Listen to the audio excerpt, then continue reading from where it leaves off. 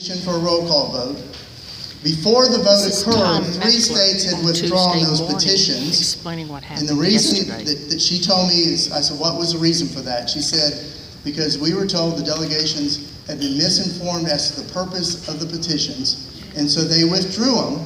So when they went to do the vote, there were 6. You need to have 7 states to order a roll call vote. There were 6.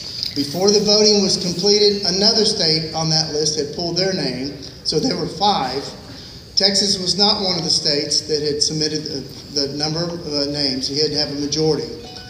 So that was just FYI, if y'all were wondering. I asked her about that too. There weren't 11.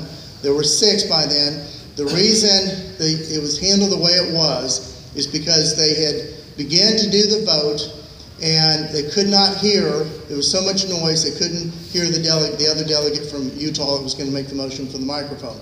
So he went back in, and then things settled down, came back. I said, why didn't they just announce that the number of states was 9 and they had 3 pull out before they even began to vote? She said, you can't do that. According to the rules, you have to first take the vote.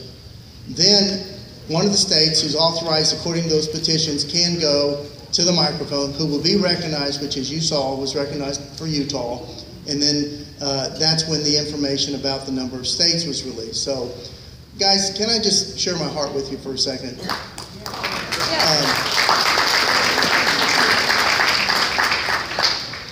It's very challenging to be a state chairman, to be a national chairman. I hear so much criticism, and I'm really surprised by it. We have a phenomenal national chairman. Reince Priebus is extraordinary. He is. We should applaud him. Under his leadership, he's been very generous to the state Republican Party, your party. He's been very generous. They financed field operations. They've done all kinds of stuff for us. He's a very strong leader.